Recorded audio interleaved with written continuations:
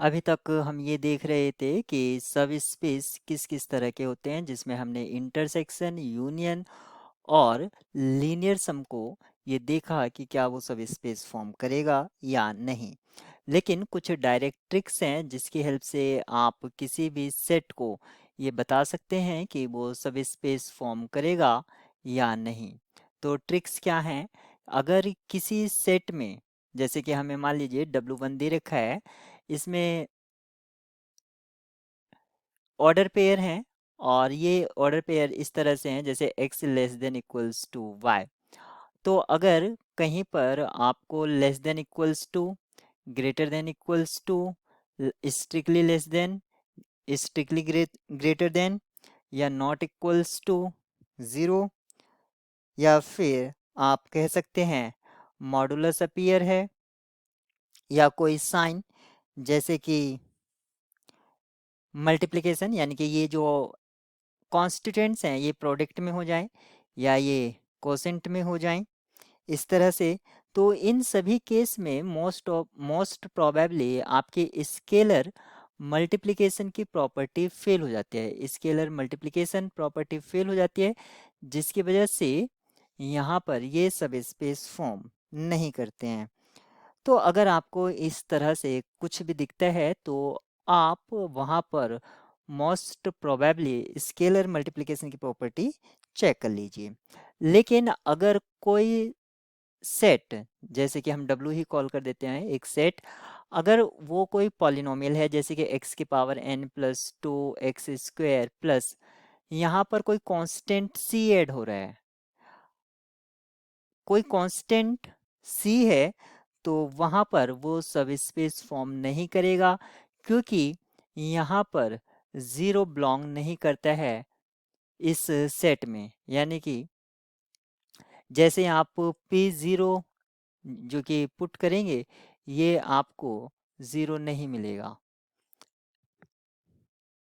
यानी कि set of polynomials whose constant term is not zero not form subspace, वहाँ पर आपका ज़ीरो बिलोंग नहीं करता है। कुछ हमारे मैट्रिसेस को लेकर डायरेक्ट प्रॉब्लम पूछी जाती हैं कि किस तरह के जो स्पेशल काइंड मैट्रिसेस हैं क्या वो सब स्पेस फॉर्म करेंगे या नहीं करेंगे। जैसे कि सबसे कॉमन यहाँ पर पूछा जाता है, जैसे आपका ट्रायंगुलर मैट्रिक्स हो गया है, आपका डायगोनल, स्केलर, इस तरह के जो मैट्रिसेस होते हैं उनके बारे में आपसे पूछा जाता है कि क्या वो सब स्पेस फॉर्म करेंगे या नहीं। तो सबसे कॉमन है यहाँ पर set of all triangular matrices. Triangular matrices, यहाँ पर ट्रायंगुलर मैट्रिसेस बोल दीजिए या आप स्केलर मैट्रिसेस बोल दीजिए या डायगोनल मैट्रिसेस, क्योंकि डायगोनल मैट्रिसेस में ही स्केलर आपका आ जाता है। या आप कह सकते हैं स्क्यू स्क्यू सिमेट्रिक या सिमेट्रिक, ये सभी आपके सब स्पेस फॉर्म कर देते हैं। क्या फॉर्म करते हैं? ये सब स्पेस फॉर्म करते हैं। लेकिन जैसे अगर मैं बात करता हूँ सिंगुलर, अगर कोई मैट्रिक्स है जिसका डिटर्मिनेंट इक्वल्स टू ज़ीरो है, या आइडम्पोटेंट या इनवॉल्यूटरी, इस तरह के जो मैट्रिसेस होते हैं वो आपका सब स्पेस फॉर्म नहीं करते हैं, नॉट फॉर्म सब स्पेस। अगर हम ये देखते हैं कि सब स्पेस के बाद सबसे इम्पोर्टेंट कंसेप्ट आता है लीनियरली इंडिपेंडेंट और डिपेंडेंट, यानी कि एलडी और एलआई।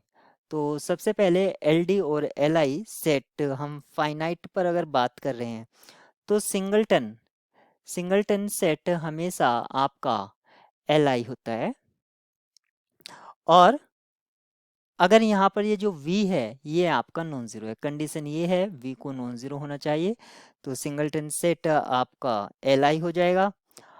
यहाँ पर मान लीजिए कोई एल डी एक सेट है, तो इसका जो सुपरसेट होगा, जो भी सुपरसेट होगा यहाँ पर सुपरसेट, वो आपका एलडी होगा।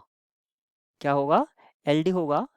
जो सुपर सेट है वो आपका एलडी होगा, क्योंकि एलडी यहाँ पर दे रखा है, यानी कि कोई दो एलिमेंट्स क्या है, एक दूसरे के स्केल्ड हैं, तो वो दो एलिमेंट जो हैं सुपर सेट में भी बिलोंग करेंगे और एक दूसरे के स्केल्ड हो जाएंगे, तो यहाँ से वो एलडी फॉर्म हो जाएगा। अगर कोई एलआई सुपर सेट है तो इसका जो सबसेट होगा, एलआई सेट है तो इसका जो सबसेट है वो आपका क्या होगा? वो भी आपका एलआई होगा। अगर हम दो वेक्टर की बात कर रहे हैं, जैसे कि v और w, इन दोनों को हम एल डी कब कहेंगे? अगर v equals to c times w या w equals to c times v, अगर हम इस तरह से लिख पा रहे हैं तो ये क्या होंगे? आपके लीनियरली डिपेंडेंट हो जाएंगे। यानी कि हम कह सकते हैं if two vectors are L D then scalar multiples, then they will be scalar multiples of each other। Empty set को डिफाइन करा गया है।